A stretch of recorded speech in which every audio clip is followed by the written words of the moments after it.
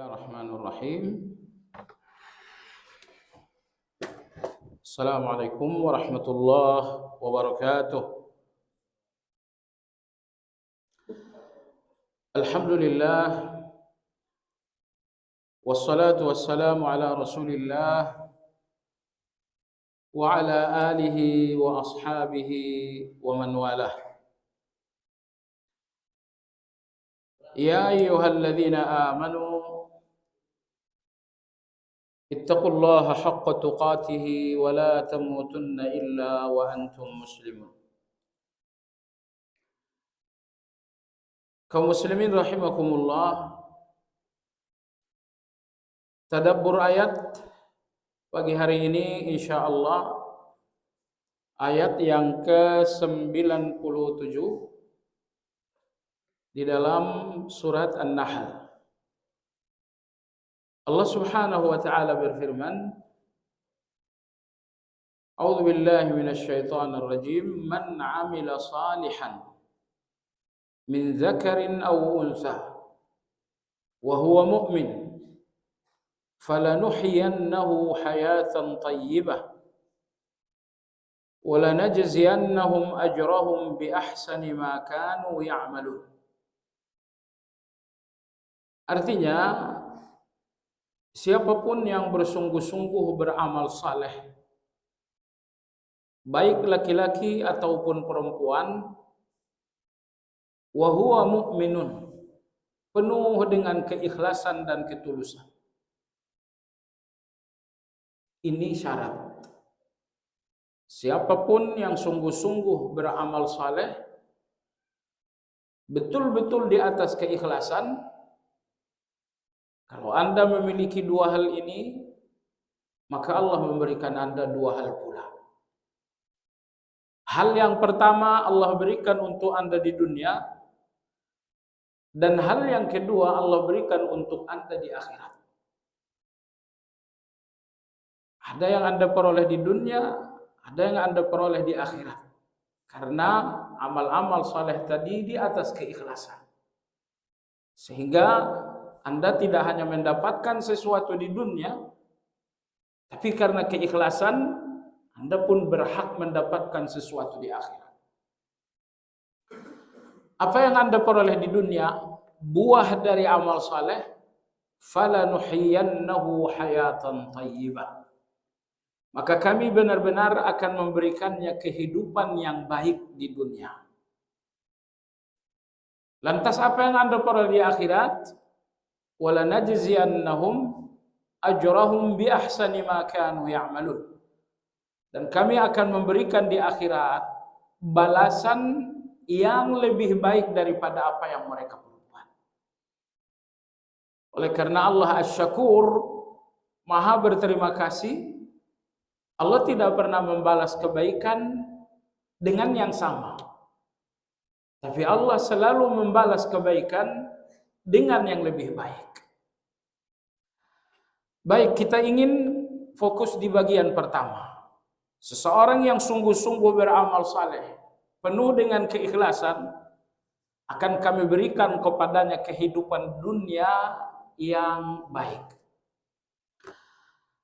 Kehidupan dunia yang sangat baik, buah dari amal saleh. Itulah makna ayat. Sekilas, ayat ini seolah bertentangan dengan sabda Nabi kita sallallahu alaihi wasallam yang berbunyi, asyaddul bala al-anbiya. Orang-orang yang paling berat ujian hidupnya adalah para nabi-nabi. Di sekilas kita melihat ada situasi kontradiktif.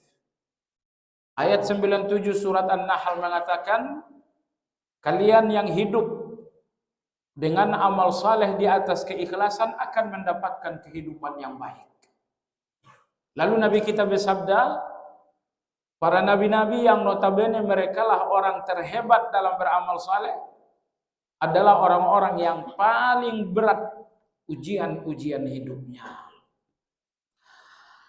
Jemaah sekalian yang saya hormati,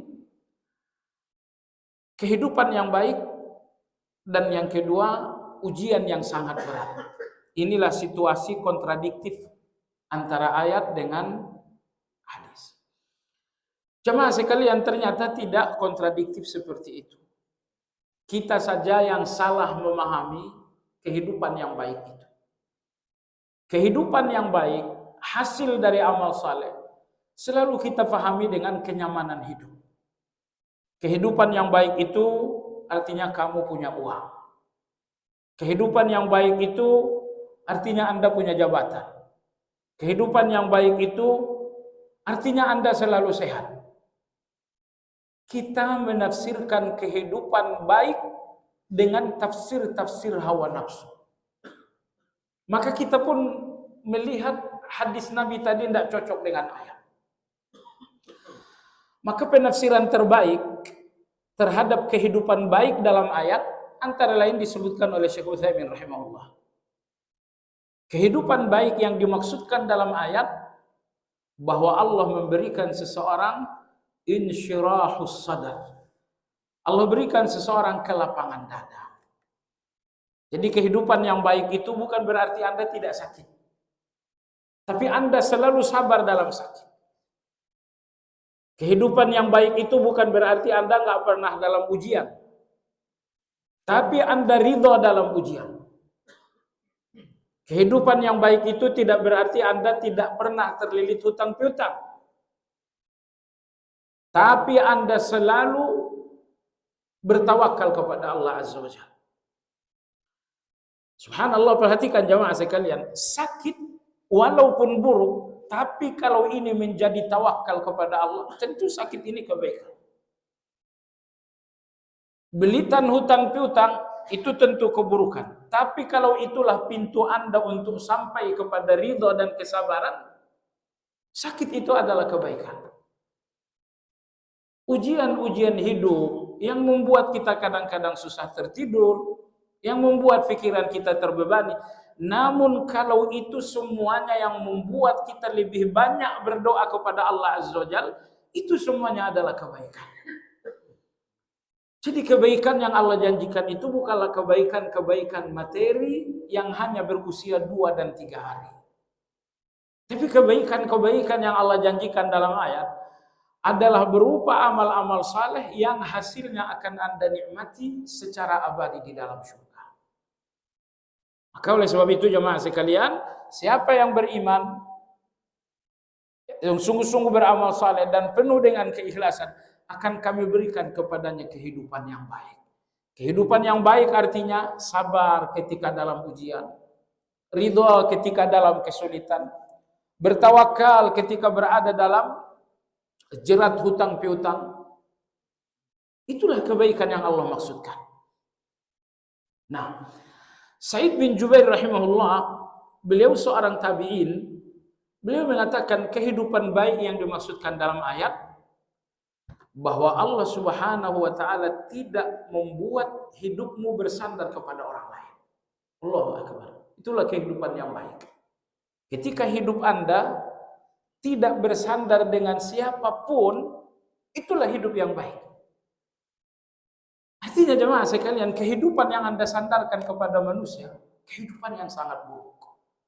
Kehidupan Anda tapi Anda nggak menguasainya. Kehidupan Anda tapi Anda jadi budak di dalamnya. Saya nggak katakan Anda nggak boleh jadi anak buah. Anda nggak boleh menjadi prajurit. Anda nggak boleh jadi karyawan. Saya nggak berkata demikian. Sa'id bin Jubair rahimahullah juga nggak berkata demikian. Karena soal hidup bersandar atau tidak bersandar kepada orang lain ini adalah soal mental. Maka sering terdengar orang-orang mengatakan, kalau tidak ada orang ini entah seperti apa kehidupan kami. Kalau Pak Bos tidak memberikan perhatian, entah seperti apa sekolah anak-anak saya. Ucapan-ucapan seperti ini menunjukkan bahwa di depan Anda ada satu kehidupan yang disandarkan kepada manusia. Dan itu kehidupan yang sangat. Anda yang memiliki kehidupan itu, tapi justru Anda menjadi budak di dalamnya. Ali bin Abi Thalib radhiyallahu anhu, beliau pun memiliki penafsiran yang sangat indah tentang ayat 97 tadi. Siapa yang beramal saleh penuh dengan keikhlasan akan kami berikan kehidupan yang baik. Ali bin Abi Thalib radhiyallahu anhu mengatakan, kehidupan baik yang dimaksudkan dalam ayat adalah al-qanaah. Al-qanaah, yaitu jiwa yang qanaah. Jiwa yang merasa cukup dengan apa adanya. Allahu Akbar. Kalau Anda diberikan oleh Allah qanaah, merasa cukup dengan apa adanya, hidup Anda nggak ada kekurangan sama sekali. Hidup yang membuat Anda gelisah adalah hidup yang penuh dengan kekurangan. Kurang sehat membuat Anda gelisah. Kurang uang membuat Anda gelisah. Kurang penghasilan membuat Anda gelisah. Gelisah Anda adalah soal kurang yang tidak teratasi. Tapi kalau Allah sudah memberikan Anda qanaah, di dalam qanaah itu tidak lagi ada kata kurang. Gaji Anda sekian sudah cukup. Merasa cukup dengan apa yang ada. Itulah qanaah. Orang Arab mengatakan al-qanaatu kanzun la yafna. Qanaah itu adalah kekayaan yang enggak pernah berkurang. Kalau kekayaan Anda uang, kekayaan yang akan berkurang. Tapi kalau kekayaan Anda adalah qanaah, itu adalah kekayaan yang enggak akan pernah berkurang.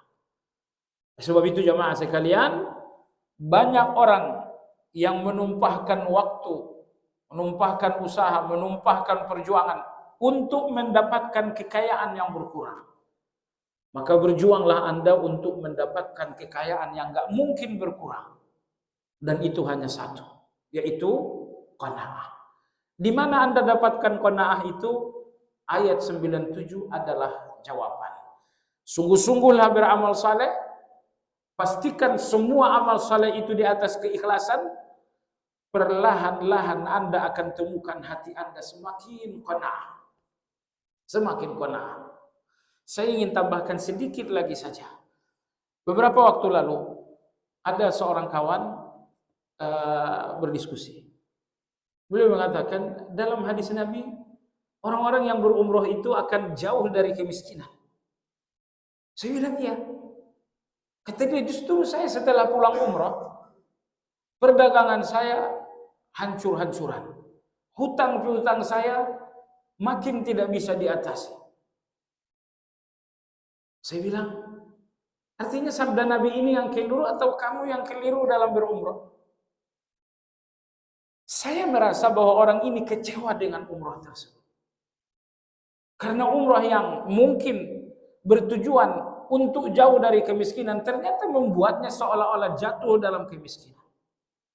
Jemaah sekalian yang saya hormati, camkan satu hal, bahwa tujuan semua ibadah adalah Allah nomor satu. Adapun dunia yang dijanjikan oleh Allah dan Rasulnya di balik ibadah, ini tujuan nomor 2 dan nomor 3. Kalau ini sampai ditukar, Anda jadikan dunia itulah tujuan nomor 1, walaupun itu dijanjikan oleh Allah dan Rasulnya, ini dinamakan dengan syirik terselubung. Syirik terselubung karena tujuan Anda dengan amal-amal saleh ini ternyata nomor 1 adalah dunia. Bagaimana agar sehat, bagaimana agar jauh dari kemiskinan. Sahabat-sahabat dalam perang Uhud, awalnya mereka berjihad dengan tujuan hanya Allah. Tapi kemudian dalam proses jihad, tujuan mereka berubah mendapatkan ghanimah. Akhirnya mereka kalah dengan kekalahan yang sangat buruk. Maka oleh sebab itu jemaah sekalian, jalankan amal saleh di atas keikhlasan. Ikhlas artinya tujuan nomor 1 dan utama di setiap amal saleh adalah Allah Subhanahu wa taala. Seandainya Allah memberikan Anda kemudahan menjalankan amal saleh betul-betul untuk Allah dan karena Allah, Anda akan menemukan kehidupan yang baik di dunia dan Anda akan mendapatkan balasan yang lebih baik dari amal saleh itu di akhirat. Subhanakallahumma wa bihamdika asyhadu an la ilaha illa anta astaghfiruka wa atubu ilaik. Walhamdulillahi rabbil alamin. Assalamualaikum warahmatullahi wabarakatuh.